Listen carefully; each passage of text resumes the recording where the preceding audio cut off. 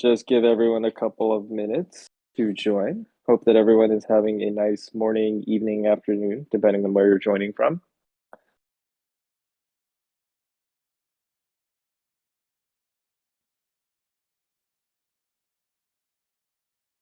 Clay, how's the weather in Melbourne?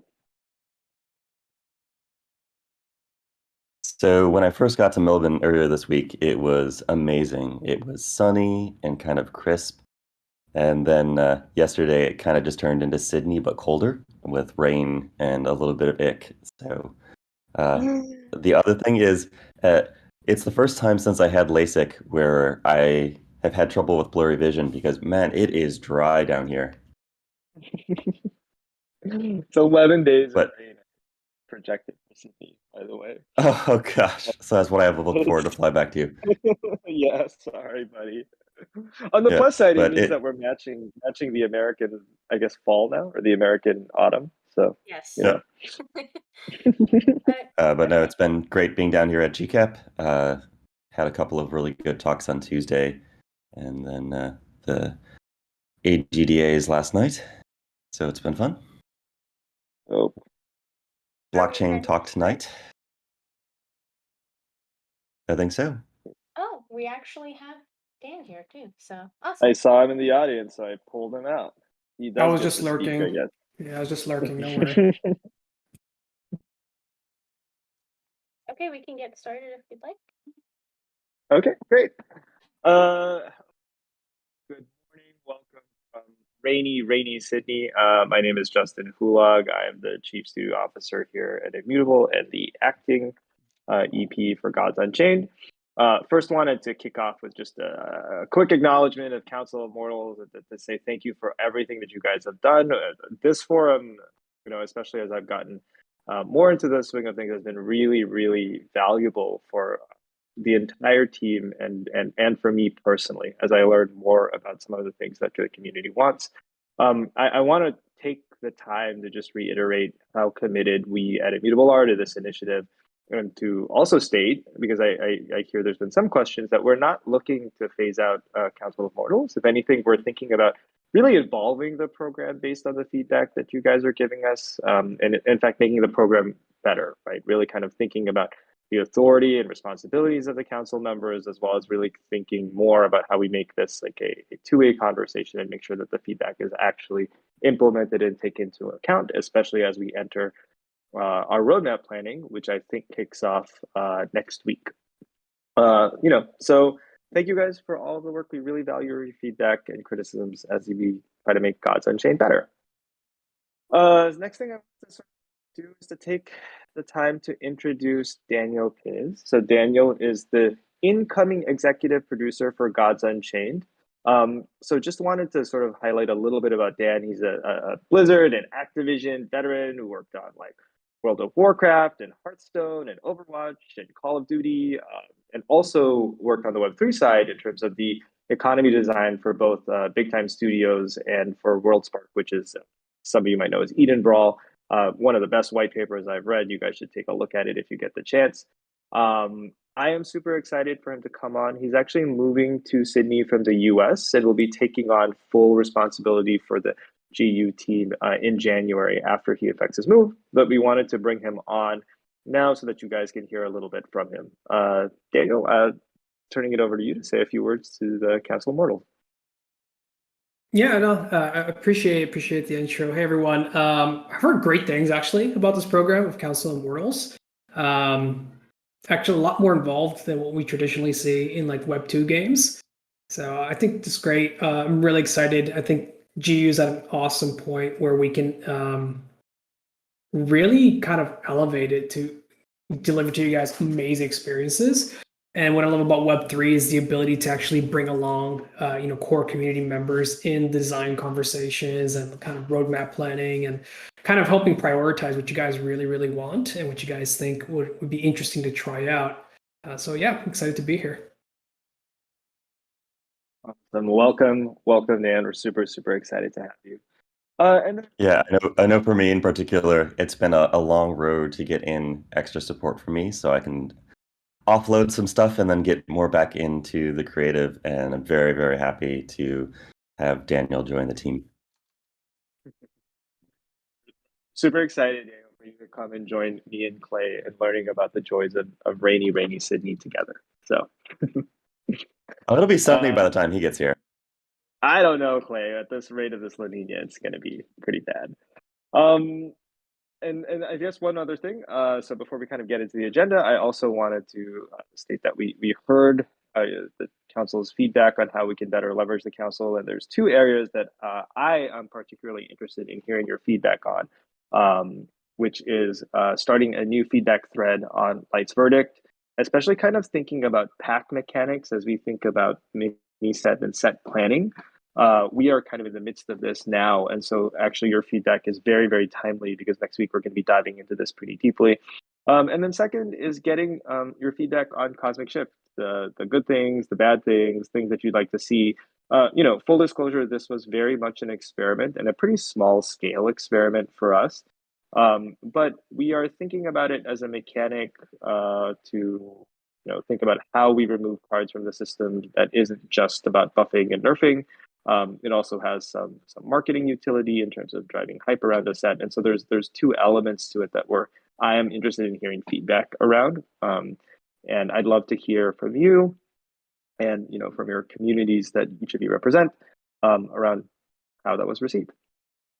So with that, I will turn it over back to Eclipse to get us through the agenda.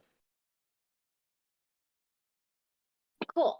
So we have an agenda list. We are going to do 5 topics, 10 minutes each, and I will hard stop at the 10 minutes. So the first agenda will be addressing the use of God's Unchained API. 2 is forging inefficiencies. Number 3 is sealed mode and the alternate option of direct challenge open mode. Number 4 is clear display of wins and losses. And number 5 is minting welcome set cards purchases. So we're going to hand it off to Justin for addressing the use of God's Unchained API. I already listed the questions that the Council Mortals wanted answered for each agenda in the hashtag agendas under the Council Mortals. So we will be answering them and not stating the questions. This is for ease of access and everyone can go along. So handing it off back. Great. I'm gonna break the first rule and just sort of go through the questions one by one because we've been thinking about this a bunch and have come back. So first question is, does the team condone the use of public API endpoints? And the answer is it's not recommended. We build them for our internal use. Full disclosure, they might change without any previous notice. We aren't explicitly thinking about backwards compatibility or actively supporting them. That said, because we're kind of in the process of building the game and constantly adding new things, I understand that there's not always a direct alternative in the public API, and so if there becomes a need for us to support certain endpoints, we can look at that. But for now, in terms of that first question, the answer is not recommended. The second question around fair play versus foul play. So I am not going to go into a lot of detail around what is fair play versus foul play, but I want to sort of highlight that we reserve the right to take action if something is being used to harm players or the company, right? And so for us, that means that we are looking at how people are using the APIs and assessing quite regularly how those are affecting our players. One thing that I will also highlight is that from a security perspective, we don't necessarily reveal all of the details about how we do our investigations because that sometimes opens it up to exploitation. And then the third question, I think, was around closing public API endpoints. And the answer is that it is a constant topic of conversation within the GU leadership team. And what I'll tell the Council of Mortals without fully committing to anything is that it's pretty likely to happen. I think that generally the team believes in transparency, keeping things open, and just trying to encourage a certain amount of openness. but and what I will say is that right now there's sort of an equal opportunity for people to use information to improve at the game, but at the same time, um, you know, we also recognize that there is probably a need for us to take some action, and so it's most likely going to happen at some point in time in the future. And just so folks know, um, at some point in time in the future means that we have to put it onto our roadmap. And as I mentioned before, roadmap planning is happening next week and the week after, which will define sort of our list of priorities for the next cycle. So. I wanted to flag if Caution Fun wanted to speak on this, ask any questions. I invited. Cool. Hey, can you hear me? Hello. Yes. Wonderful. Awesome, Well, man. thanks for taking the time, guys. I did want to note that some of the API endpoints that aren't in the official published API on the Gods Unchained GitHub there, they are being used to gain a competitive edge. And as far as uh, accessibility being open to everyone. I mean, for example, I don't know how to access the one that allows you to peek into people's workshops, but in a tournament setting, my opponent may, and that's no longer a level playing field there. So, especially with this esports initiative that you guys are putting on, which I do want to say big shouts for that. I feel like it's particularly important now to ensure that level playing field. So yeah. On the other hand, I know that some community members do find those public but unsupported API endpoints useful for building various tools for the community. So yeah, I guess differentiating between those that are being used to gain an edge in a competitive setting versus those that are just generally useful, and maybe adding those generally useful ones to the official API and closing off the others would be best. Yeah, that's a good shout, Caution. No, thanks for that. And as someone who is not particularly like technical myself, I also probably wouldn't be able to access the APIs on my own unless it was sort of uh, made explicit in terms of that tool. And I do think that this question of level playing field as we get into the competitive set is more important, especially as we build out some more of those competitive features. Let me take this back to the team because I think that what this will probably do is increase the priority, and that priority is probably what ends up having us sort of address the solutions, right? So, but I hear you, man. Like I totally hear you. We don't want anybody to be able to. Um, we want to be open and transparent, but we don't want to create it where there's just this imbalance of information on players who have more, technical knowledge of how to access those things. So. Awesome. Yeah, thanks for acknowledging the importance of Yeah. that. And on that note, if you guys wouldn't mind putting the player ID numbers in the game client, like in game, that would be awesome. Go a long way on that same note. And yeah, I'll see you guys on the last topic. So. That actually was a lot shorter than the 10 minutes. So Well, the only other point I wanted to make on that is in terms of ensuring fair play, there are ways that can be mitigated in the meantime, and some of that is as you're queuing up a tournament, it's open deck lists going into the tournament, so all that information is there. So things like being able to go and look at somebody's workshop ahead of time doesn't necessarily provide an undue advantage. Obviously, getting to the technical solution would be great, and shutting down information where we can. Sometimes we need that information too, and when we need it and we don't want others to have it, it does increase the complexity just a bit to sort of go through. But it isn't just necessarily one solution is the only way forward, I think, on some of this. We can do some things in the interim to carry us through. Awesome. Looking forward to it.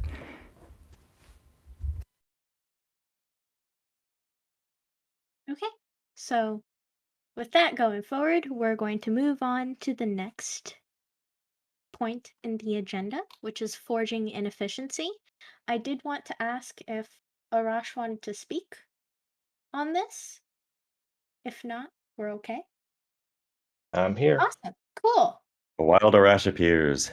Let's start off with that then. Cool. Yes, I'm surprised nobody likes to spend, hours and hours clicking endlessly to fuse their cards.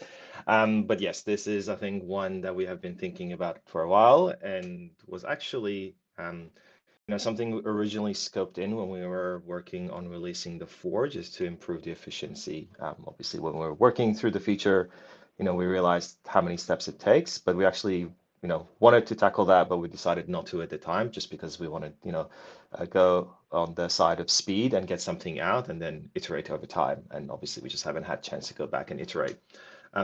So I think that there's two elements to this that I'd like to fix. So one is essentially allowing you to, fuse straight up and go essentially to your quality tier of choice, right? So if you have 250 planes and you want to go all the way to diamond, or maybe you just want to stop at shadow or whatever it is, being able to do that in one go. So giving you the ability to, instead of having to fuse one at a time, just go all the way up, assuming you have the required resources for the recipe to do that. So if you have the required flux gods and the copies of cards, there is no reason for you to need to do that one by one. But there is, I guess, it's very simplified up front, but we also want to make sure when we do that, we build it in a way that supports future things that we want to introduce. For example, like at the moment, when you pick your cards, you can just pick any, and there is no really distinction between one NFT and another. Over time, obviously, we're looking to add additional metadata to these NFTs. We'll uniquely identify them, right? So if you've like you don't want to potentially burn the first of 1,000 that you may have received, right? Or one that you use in a particular competition, you might want to kind of keep that one and then burn the remainder. So building that capability so that you can actually distinguish between one another is something that's in the back of our mind. But then the second part of the challenge for this, I think, is obviously the actual transferring of the gods elements. So at the moment, you have to do all of that within the launcher, and then the browser opens up, and then you actually have to do your MetaMask transaction within the browser. So that break in flow is actually also not ideal and something we want to challenge, and we want to ideally bring all of that within the launcher, so to kind of unify that experience. That's probably a much more difficult challenge to overcome, and will take some more time, but I kind of want to acknowledge that we are thinking about streamlining that whole end-to-end process and not just purely the upfront part of it. But I think the most likely path that we'll go forward with is that straight to diamond. So rejigging essentially how the whole UI works, to be able to kind of like select one card and say, I want to fuse this to diamond, and then it just validates that you have all the required recipe items for it. And if you do, then allows you to proceed forward. So that's probably the path that we're going to go down for that one. Did Agent K want to speak on this?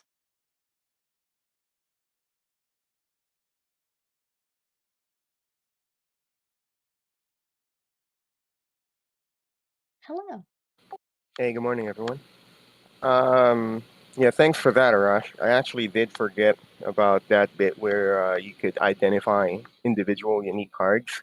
For example, if there was this one card that you played, and because it was mentioned before that the team was also looking at um, instilling like uniqueness to cards and bringing up demand for that. Like if let's say H Pain wins an X tournament with this specific card, I wouldn't want to fuse that card, right? So on that note, the I think I went into as much detail as I could in bringing up this proposal. The other bits, like where you could trim down the inefficiency of forging, was like animations and disabling animations. Setting it up where you don't have to click each card for putting them into the forge or the fusing section. Just like showing players immediately how many they have, or automatically calculating how many golds or shadows they can actually fuse, and just click that, and it'll just all go in and then just fuse off. right? But thanks for going into detail and like what some challenges are for trimming down having to go external out of the client. So that's great to hear. Other than that, if in the meantime, if that's going to take too long, or if that's going to have to go onto the discussion board for when if whether or not it will go into the roadmap for the next cycle, then if it may be like an interim solution for the team to just come up with like uh, quote unquote official macro, because I know that some people are using one that helps them like automatically click through all the clicks. But I'm not, again, like I'm like Justin. I don't know anything about coding or any of that technical stuff, so I wouldn't want to have to like pay a coder on Fiverr to do that for me.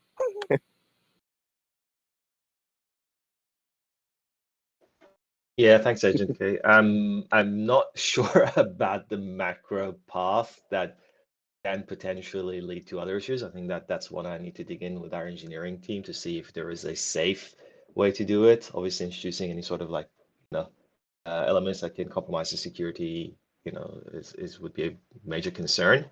I think, the path to getting this straight to diamond is not a too difficult one. So that's something that, assuming we can prioritize it, should be relatively easy. But yeah, let us look into it.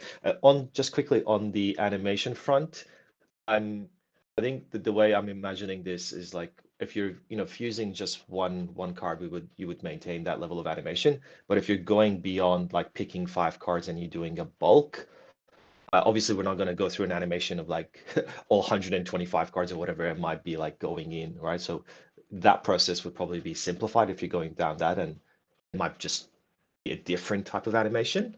Because I think that would probably be the path that we go, as opposed to having additional settings that you can toggle on and off for these sorts of things.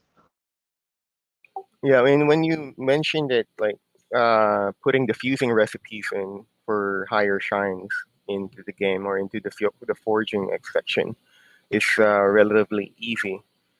Uh, since it's common knowledge now that the GU team's on a cycle, and whether or not this goes on to the roadmap for the next 3 months, is that like, I mean, I'm not asking you to commit to a specific time, but when you say easy, is that something that can be, that I have no idea how complicated it is. So is that something that someone knowledgeable enough in coding can actually hammer out in what, a week, 3 weeks, a month?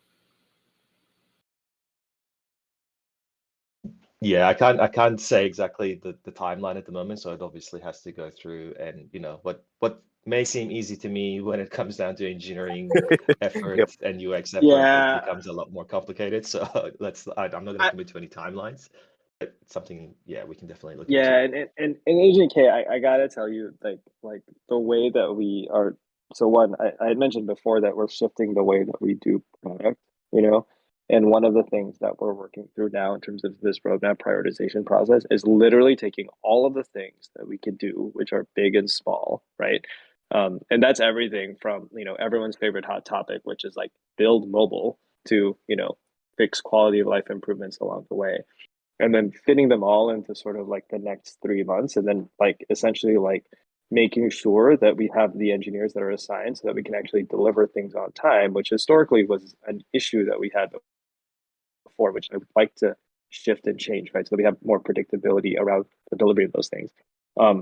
Which is to say that some things that sometimes seem small have like noodles underneath, and frankly, like those of us on this call are not the ones that are necessarily the engineers that are in the work that are actually like saying, oh, it has this dependency with this thing. So one of the reasons that we want to be careful in terms of defining it and committing to a timeline is that until those sessions happen in the next week and we look at all the things that we need to do, it's hard for us to say, yeah, we can definitely get that done in the next week, month, 3 months, or whatever. Yep. Does that make sense? Yeah. That already touched upon some of the questions on the other topic that I got tagged in for. Yeah, for sure. And I think what'll happen is that once we get past this cycle and this first roadmap, then people can sort of see, oh, here are the things that the team prioritized, and here are some of the reasons why. And then when we go to the next Council of Mortals, you guys will be able to see how we kind of made those decisions and why we made those decisions. And then if there's like a point of disagreement, we can say, oh, actually, this might have a higher priority than one of the things we picked. But like I said, in isolation, it seems very easy to just get that thing done. But oftentimes it's just never that simple, Yep. Understood.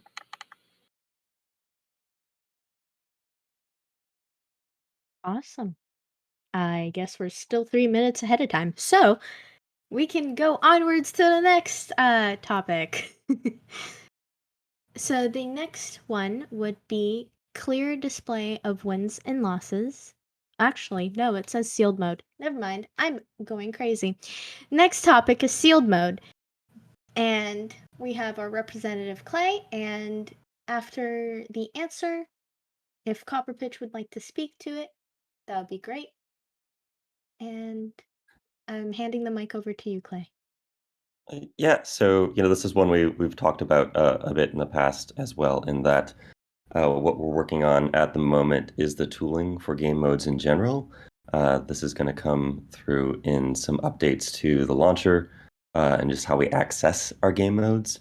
And I know it doesn't count, but the first game mode coming up will be a casual queue, essentially, particularly easy to get out, and will come along with the beginning of this path into getting more complex game modes up and running. Currently on the roadmap, we expect to be doing internal testing on the new game modes towards the end of the month. It isn't necessarily a go live date for the rest of the world, but potentially we'll be getting something up on the PTR shortly after that. Don't hold me to that one directly, but that would be something I would love to see.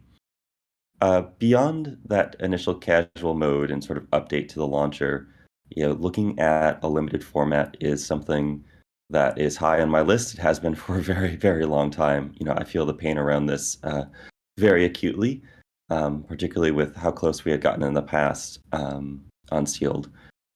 Sealed is obviously something I would love to see as that limited mode. There are other options in the mix. And it is, a fairly complex mode. It has interactions, throughout the workshop. It's not something that, we can just whip up in a heartbeat, unfortunately.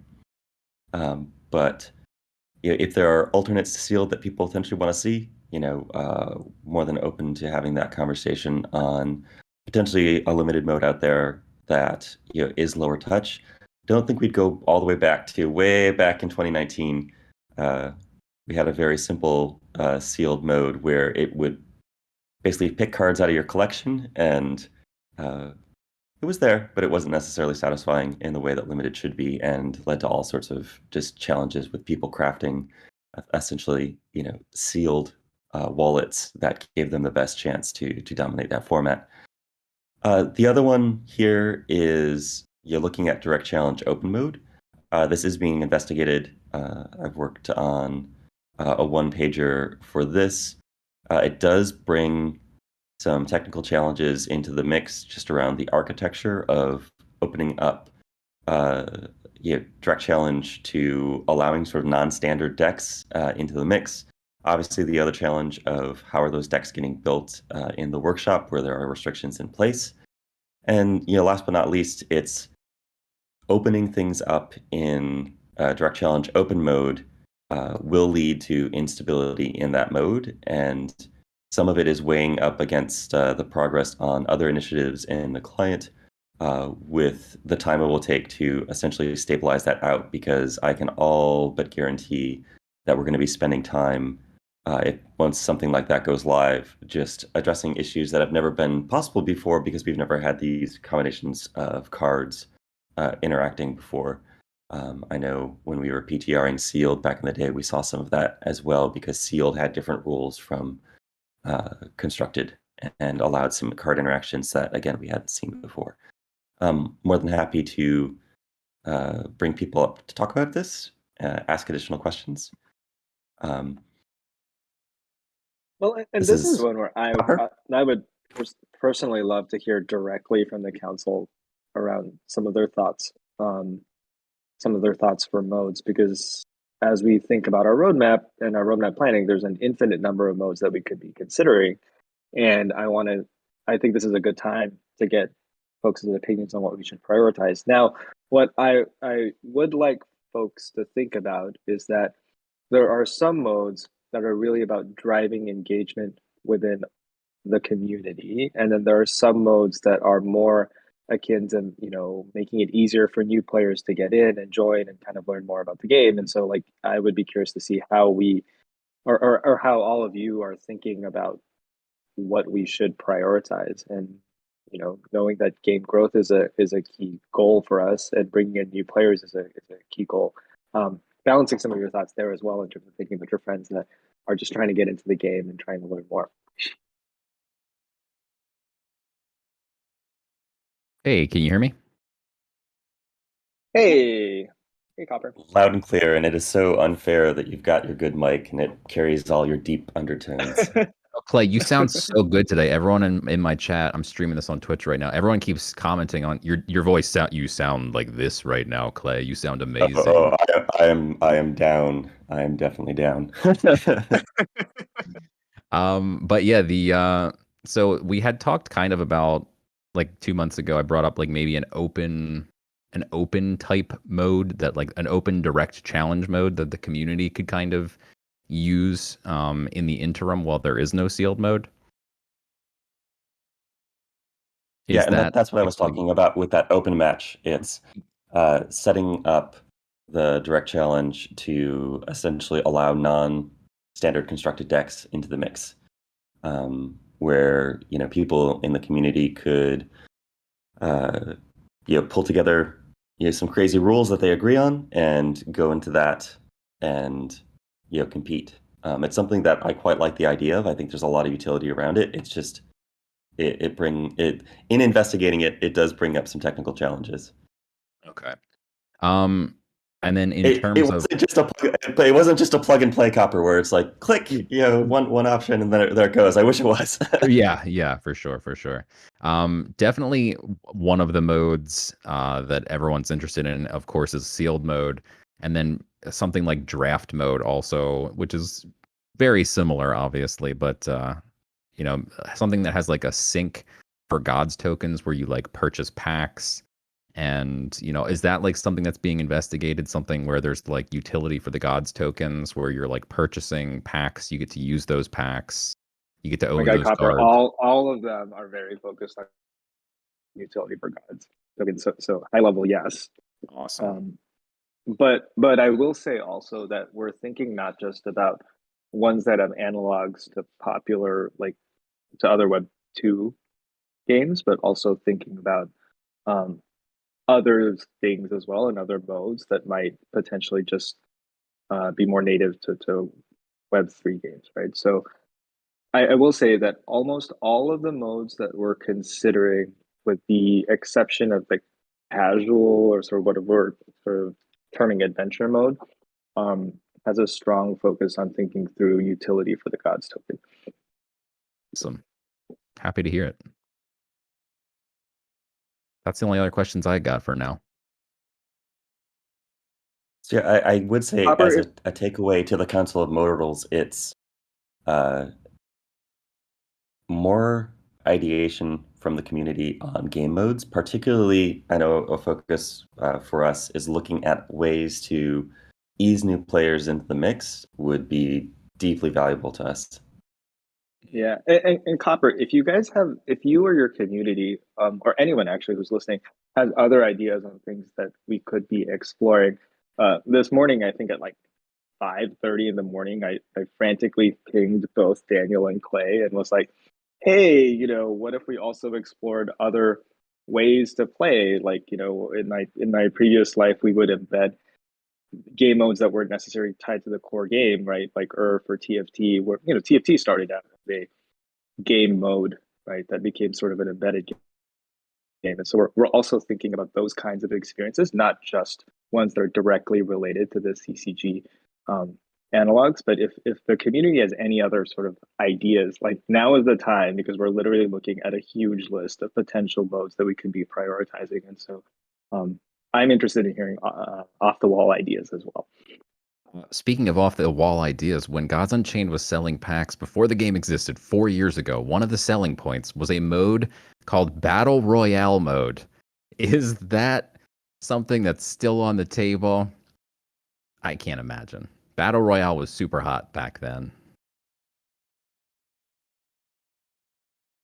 Hey, that one came That was before me. before my time.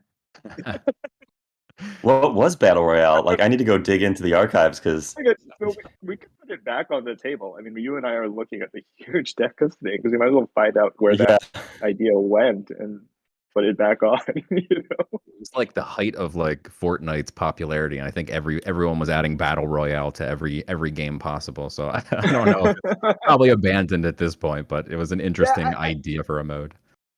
I think it's like I think it's interesting. I think that one of the things that I want to do is to add, in addition to modes that are more polished when they come out, also put into play like workshops or like a workshop mode where there's like a rotating set of something that we try for a while, and the community will know that it's um, still buggy and that we're working through some of the details, but at least gives the opportunity to test out some of these things. And I think that like one of the things that I'm really conscious of is that we need to really think about the balance between having things being perfectly things being really polished and being willing to release things out earlier. And for something like sealed, for example, we would want that to be pretty polished before we released it.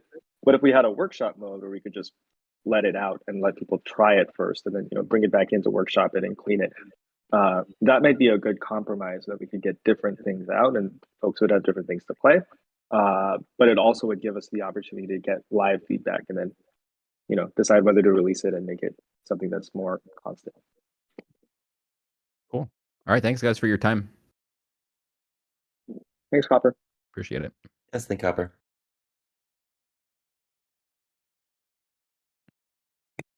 I was muted. I was going to say thank you for your time. So the next item is clear display of wins and losses. Agent K, I was about to accept that.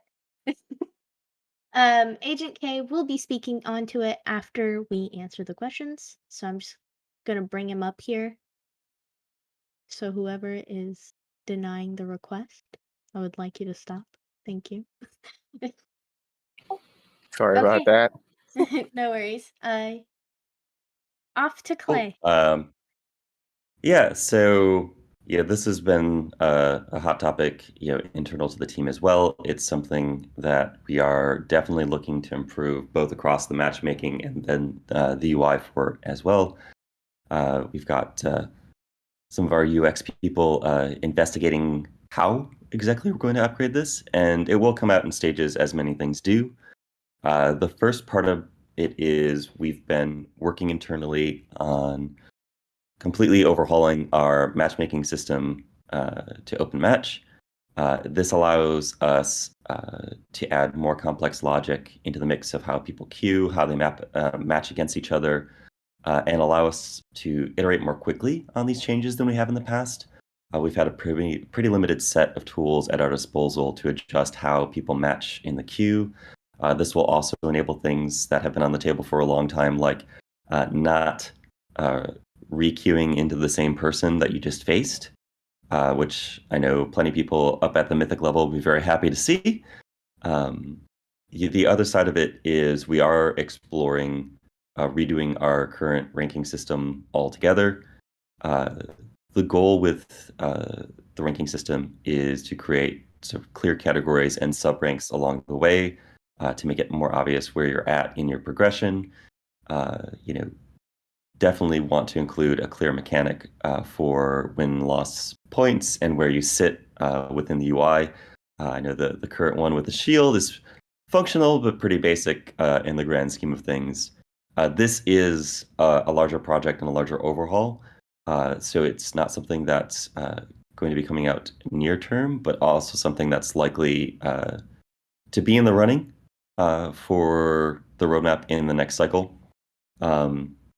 On the suggestion of just going to MMR, I wanted to call out because I've been around the block for a very long time, and MMR was very heavy in ranking systems for a long time.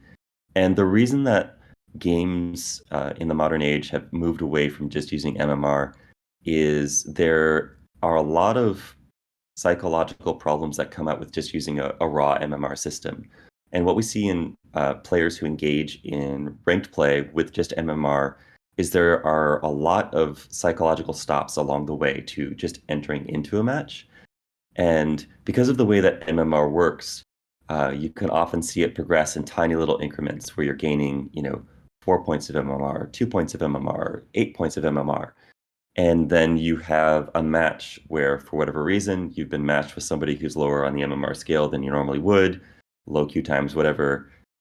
You queue up, you lose, and you drop 100 points. And when that's happening in pure MMR, those are incredibly damaging to people's psyches in terms of wanting to engage in the system. And also, when you get MMR to a certain point, you just want to preserve it. So you see people stop engaging once they've reached a level that they're sort of happy with, a level of MMR that fits with their internal image of themselves. So while MMR is a useful tool, it's something that being directly exposed can often have pretty negative consequences on both players and just the health of the game as a whole. So definitely not looking to go to just a pure MMR system, even if we're using it behind the scenes. Happy to take any additional questions, Agent K. Oh, yeah. I mean, with the okay, I'll be honest. This whole topic, I only really started it just to get the UI sorted out. Because that whole confusion where since it's on win points, right, and then it's a visual graphic, and for some reason the visual shield sometimes like bugs out, and I gotta call out. I gotta give shout outs to Stacks because he's done the research and done the API, looking at the API and giving me the link to see that. So props to you, man. Um, so so the whole when I suggest or propose this was just to shift or figure out a way to improve the UI. And then during the course of the conversation over on the solutions discussion channels, um, the discussion of overhauling the ranking system got vibed in. So that might have confused things a bit because I was trying to be as specific as possible when I make proposals. So that's one thing, right? One option is to figure out a way to like streamline or make it as intuitive as possible for players when once they finish a game, then oh yeah, okay, I just need 3 more wins and I'm gonna get promoted to Ethereal Diamond, or oh crap, I'm just gonna lose 1 more game and I'm gonna drop down. Because that shield is sometimes really confusing, and I don't want to. And I always make the mistake of, is this the shield that's gonna bring me down, or is this the shield that I still have 1 loss to go, something like that. So win counts, I understand, and whether or not MMR shifting the MMR system from diamond all the way down is a good idea or not is, I think, is an entirely different conversation, because that ranking system is as itself is a whole different. A lot of other factors are going to jump into that. Like some players will be reaching mythic like a rocket, right? With just using that particular system, or whether or not, or it's going to be really punishing, like how you described it. So, and then coming up with solutions for that specific scenario also is a whole different conversation. So, just to focus this. A clear display of wins and losses, right? Because I was under the impression that we're not really going to move most likely to MMR. I'm not sure. That discussion can be tabled somewhere else. But just what we have right now is confusing, or it comes up with, it just breeds more unnecessary comments. So it is interesting, but the reason those wins and losses aren't necessarily displayed there is the psychology component, where when it's a bar, there's less anxiousness over getting into that next match, particularly when you only have one left. So if I'm in Mythic and that UI is stating, I've got one loss left before I drop out, that's when people stop playing. Because it's not a clarity, like the clarity's there and it stops people from engaging. When it's the bar, there's enough sort of openness in what could happen that people are more willing to engage. So it is a bit of a catch-22. There could be people out there that they're like, yes, I just want to know exactly what's going on. Not everyone engages in the same way. But what I found time and time again with these systems is when you get very specific about what's going to happen, for a lot of people, it leads them to stop playing. And I know that might be a little bit counterintuitive, but this wouldn't necessarily help everyone. Now, the other question here is, okay, would it help some people? Like it sounds like yourself, you really desperately want that clarity. Could it potentially be an option? That's something we'd have to investigate. But I want to be explicitly clear that what you're asking for is not just better. It would actively harm a number of people with a psychological profile where that's just terrifying when they know that they're one loss away. And there's a fair bit of experience to back that one up. Does that jive at all? Yeah, that's really interesting to hear. Because of course, most of the proposals and most of the conversations tend to go like with confirmation bias, right? So people tend to, even in my community, when we talk about some certain things, some solutions, some problems, the consensus usually will bubble up. So what you mentioned is something that's under the surface, right? A player wouldn't normally be aware that he's experiencing that. So yeah, that's actually interesting to hear. But again, maybe the whole point of even the shield, right? Because it's on a point system like Stacks research. Sometimes I'm not 100% sure anymore at this point with that shield. That's the whole thing. So you're saying that it's that ambiguity is somewhat okay. Well, the shields should be really clear. And I know I was looking over somebody's shoulder on some mock-ups of just some early changes to how we're displaying things of like the bar that you see. Once you're past the shield, the color of the bar changes. So it's just clear that like now you're protected. Whatever, like if you lose out the rest of your games, the shield's going to protect you, so you're not going to drop rank. So there are some smaller improvements coming along the way that I think will help some of that clarity about what the shield's doing.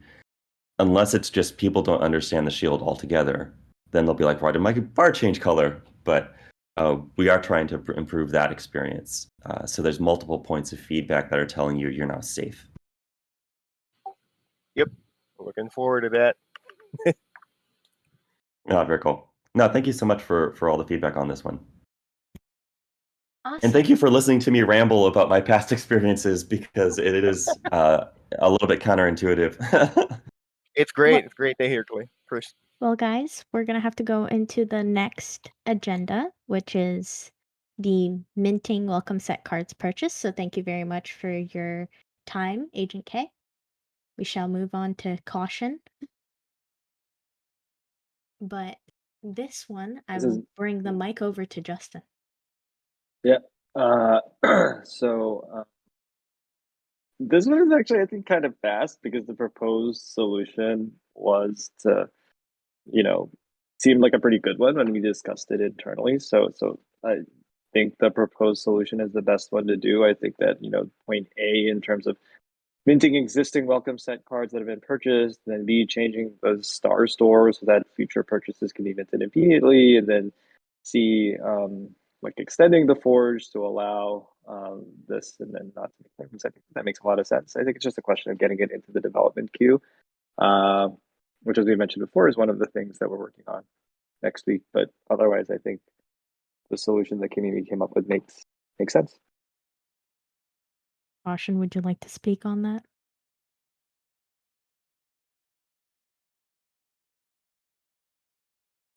Not much to say. Thank you. And I know. It's just like yes. when Like, it's like exactly what I wanted to hear, so nothing to add. Cool. Easy one to end on. Yeah, super easy. I did want to say that there will be notes and a recording of this for everyone. And do we have anything else to say? Just thanks everyone so much for attending these, and we're constantly iterating and thinking about how to make it better. So let us know what else we should be doing. Yep, I second on that one. Let me know how you feel about that 5 agenda, 10-minute speed run type thing. I noticed that we actually did get through all of them and didn't not finish. So we will not be continuing these topics async, but the answers will be provided to you guys via note form. And I look forward to seeing our team speak to you guys in the solutions forum posts. So we'll see you there. Otherwise, we'll see you in the next Council Mortals. Unless Agent K wants to speak. Yeah, Yeah. sorry. Just on the game mode, just popped up in my head. Right, like boss raid modes. Like I don't know how you can do it. Like multiplayer, playing against someone, come out with a different set specifically for a boss player. That would be a cool Oh, yeah. idea. Yeah, that's I a cool would- idea. I would ask you to please write it down, and if Will anything, do, you and Calypso. we will have a conversation, and we'll make a But big we'll thread. remember this. Okay, never mind. I'm not going to override. Eclipse, yes, you're right. I'm Agent K trying should to write this make it a down. big thread, and then we Okay, have I'm like sorry, I'm sorry. brainstorm. Okay, You know. Yes, you're right. Agent K, write it down. Listen to Eclipse. Not Will do. Thank you. Okay, thank you for everyone for coming. I appreciate it very much. And I hope everyone has a lovely day, evening, night, morning, sleep, whatever you're doing. Good afternoon, Thanks, everyone. good evening, and good night. Thanks, everyone.